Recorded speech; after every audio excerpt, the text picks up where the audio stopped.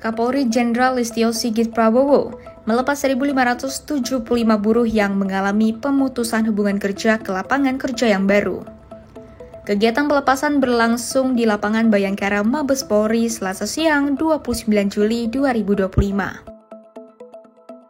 Para buruh ini nantinya akan bekerja di 4 perusahaan swasta yang sudah bekerja sama dengan Polri, yakni PT Gold Imperial Indonesia, PT Long Ridge Indonesia, PT Indonesia Dreamer Sports, dan PT Tasung. Listio menegaskan, kepentingan buruh harus diperjuangkan bersama agar stabilitas sosial dan produktivitas nasional dapat terjaga. Tentunya saya berpesan kepada Des Ketenagakerjaan dan seluruh jajaran di wilayah, tolong jaga iklim investasi, kawal investasi yang masuk ke Indonesia sehingga kemudian muncul industri-industri baru, muncul investasi-investasi baru, dan dengan memunculkan industri dan investasi yang baru, tentunya ini juga membuka lapangan pekerjaan yang baru.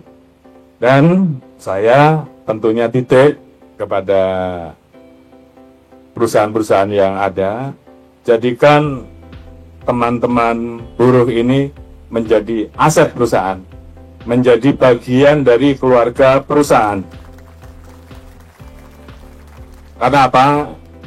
Dengan menjadikan teman-teman buruh menjadi aset dan keluarga, saya yakin bahwa buruh Indonesia akan bekerja lebih produktif dan tidak hanya skala nasional, tapi buruh Indonesia memiliki kemampuan produktif dan memiliki daya saing global. Program yang diinisiasi Polri ini pun mendapat respon positif dari para buruh yang sebelumnya harus menelan pil pahit karena ter-PHK. Salah satu buruh asal Bogor, Reza, mengungkapkan ia merasa sangat terbantu karena bisa mendapat pekerjaan kembali usai menganggur akibat PHK beberapa waktu lalu. Saya kerja di Bogor, ya mungkin karena krisis global ekonomi ya, jadi kami akhirnya jadi terdampak dari PHK. Akhirnya kami, ya alhamdulillah sih dengan adanya program dari Mabes Polri ataupun dari Kapolri, kami sangat merasa terbantu lah.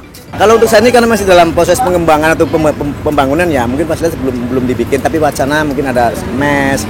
Ya intinya di situ tidak ada sistem kontrak, semua itu karyawan tetap semuanya.